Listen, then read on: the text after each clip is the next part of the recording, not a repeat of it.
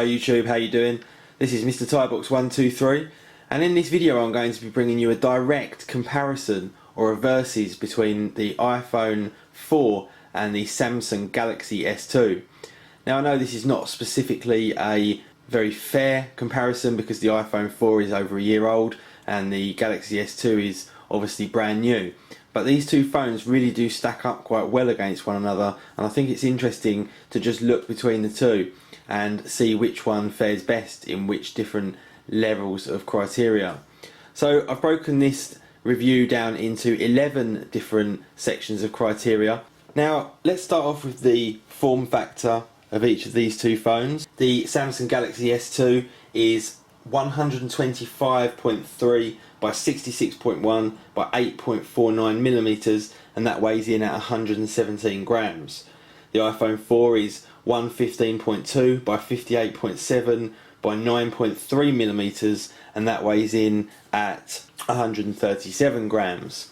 Now if we take the two phones and we compare them directly, you can see that the Samsung Galaxy S is very slightly wider and also longer than the iPhone 4. But in terms of thinness, it's actually slightly thinner than the iPhone 4. Now I think what's important here when we're looking at the form factor is to actually look at the screen size real estate it offers and also the weight. Now really we want as much screen real estate as possible, and we also want the phone to be as light as possible. So in both areas there, the Samsung Galaxy S2 definitely wins out, having a slightly larger screen and also weighing quite considerably less than the iPhone 4. So in round one we're going to give that to the Samsung Galaxy S2. Now let's move on to section 2. I'm going to talk about the storage. Now both the Apple iPhone and the Samsung Galaxy S2 are both available in not only 16GB versions but also 32GB versions. Now the Samsung has the edge on the iPhone because this can actually be increased by the addition of a memory card, which can increase it up to an extra 32 gigs. So if you have the 32 gig model, you can actually go up to 64 gig. Now they both perform equally, so in this section also the Samsung Galaxy S2 wins out, and that's going to be 2 points to the S2. Now on to round 3, let's talk about the battery life. Now I've been using the iPhone 4 for about a year, and I've been using the S2 now for about 3 or 4 weeks, and I use them both equally to one another, and I've definitely found that the Samsung Galaxy S2 has a slightly better battery life than the iPhone 4. Now if we actually look at the technical specifications of the battery in each phone, we see that the S2 has a 1650 mAh battery and the iPhone 4 has a 1420 mAh battery. Now these particular specifications don't really mean a great deal because, as you'll see when we come to the technical specifications, the Galaxy S2 has quite a much larger specification than the iPhone 4, being that it has a dual-core processor and a slightly larger screen. But in real life usage, I've definitely found that the S2 does slightly last longer than the iPhone 4, and in this particular section of criteria we're looking at, again, that's another point to the Samsung Galaxy S2 winning this round. Now let's move on to section 4, which is going to be the display. Now the size of the S2 screen is 4.27 inches and the size of the iPhone screen is 3.5 inches. However, the Galaxy S2 has 800 by 480 pixels and the iPhone 4 actually has 960 by 640 pixels because of that Retina display. So in terms of the actual display, although the iPhone 4 has a smaller display, it actually packs more pixels. The screen used by the Galaxy S2 is an AMOLED Plus screen, and the screen used by the iPhone 4 is LCD with IPS technology. Now this is a kind of difficult round to score really, because although with the Galaxy S2 you get that slightly larger screen, with the iPhone 4 you get that much higher density of pixels, giving you a greater viewing experience. So I'm going to have to give this round a draw between the two devices, so that's going to be 1 point each to both of these devices. Now before we start going into some small tests here, let's talk about the actual technical specifications. the Galaxy S2 has a 1.2 GHz dual core chip with 1 GB of RAM, whilst the iPhone 4 runs an Apple A4 chip with half a gig of RAM. So in terms of technical specifications, the Samsung Galaxy S2 most definitely is of a higher specification than the iPhone 4. So let's see if we can do a couple of reasonably real life tests here and see how that performance really comes out in real life. So let's just launch a couple of common applications. I haven't got any open on either device, so none of them are cached. You can see here and here. So let's just launch up Twitter, for example, and see how quickly that launches on both.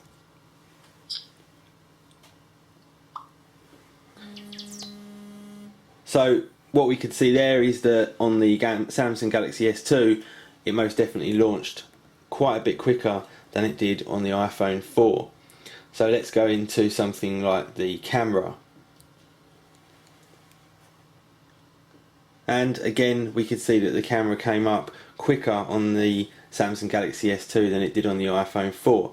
And I think we're going to obviously see this quite a lot in most of the sort of general day-to-day running of the operating system because of the superior technical specifications of the Samsung Galaxy S2. And I don't really think we need to spend too much time realising that the Samsung Galaxy S2 really does outperform the iPhone 4. So again, in this round, it's going to be another point to the S2. Now let's talk a little bit about the inbuilt applications that you get on each device. So for example, if we go to the camera, on each one of these devices, they're obviously both cameras, they obviously both take videos, and they obviously both take photos. But really, it's on the iPhone 4, that's kind of as far as it goes. There's not really a great deal of configuration that you can actually do on the camera. When we look at the S2, for example, there really is an entirely vast range of settings that you can actually configure on the camera, right the way down from ISO to metering to anti-shake, blink detection, and really a whole range of different configuration features that you can configure on the Samsung Galaxy S2. So in that department, for example, that's really another area where the S2 outperforms the iPhone 4. If we go into the maps that we get on both of these operating systems, you can see that the iPhone version is quite a lot more simplified than the version you get on the Samsung Galaxy S2. And again, there's that little bit more flexibility and customization that you can do in this application. Now if we talk about the inbuilt applications in general, there really are a lot more inbuilt applications on the S2 than there are on the iPhone 4, right down to things like the video creator, whereas on the iPhone 4 you have to buy that in iMovie.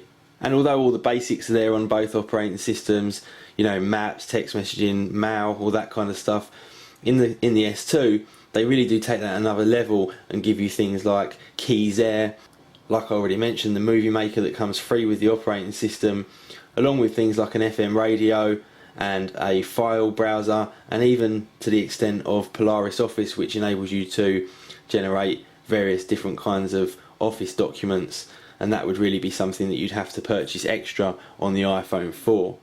So in terms of the inbuilt apps, most definitely again the Samsung Galaxy S2 is going to win round 6, and that's going to be another point to the Samsung Galaxy S2. Now we're moving into round 7, and this is going to be the third party applications.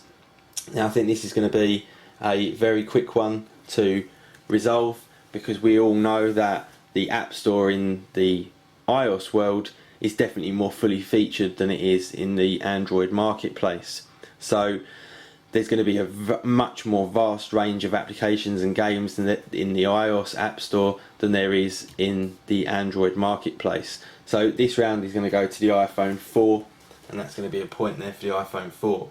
Now I already mentioned the cameras, and it's going to be the cameras that we're going to be looking at here in round 8. Now I've already mentioned the fact that you've got much more flexibility of control in terms of the configuration of the camera on the Samsung Galaxy S2. But let's talk a little bit about the actual technical specifications. On the S2 you've got an 8 megapixel rear capable of 1080p and a 2 megapixel front. On the iPhone 4 you've got a 5 megapixel rear and a VGA on the front, and that rear camera is capable of 720p. Now, having actually tested these two cameras quite significantly, the S2 again is going to be winning this round in terms of both the extra configuration and flexibility it gives you, and also in terms of the video and camera quality it gives you. So that's going to be another round there to the S2. Now we're heading over into round 9, and round 9 is going to be the connectivity round. Now let's look at the technical specifications again. They both have Wi-Fi, they both have Bluetooth, but on the S2 it's Bluetooth version 3 against the iPhone's Bluetooth 2.1.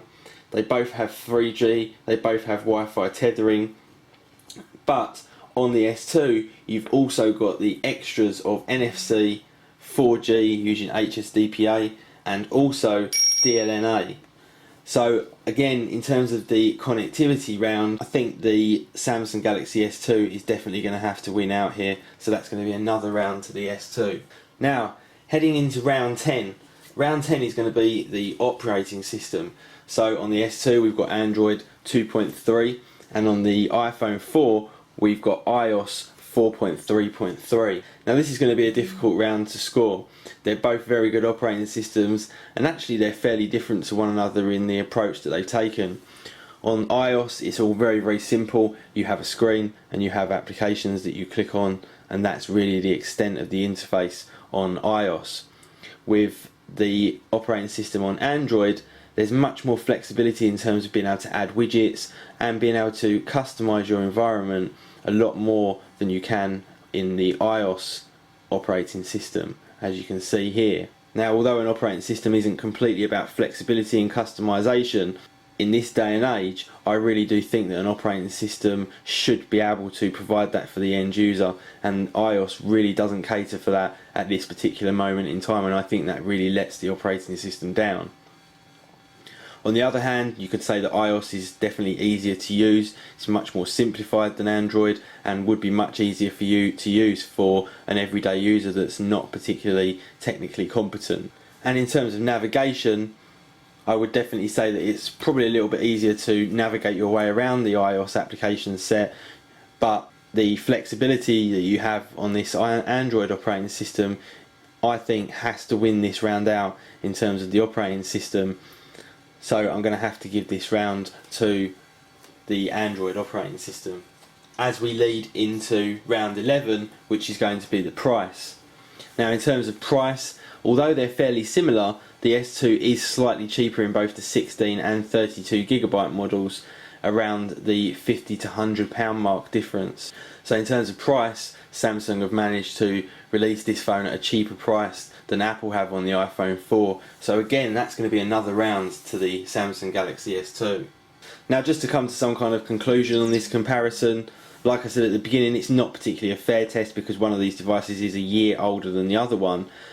And although the Samsung Galaxy S2 has won on almost every single round here, they're still a very comparable phone, and they still sit in exactly the same area of the market as one another.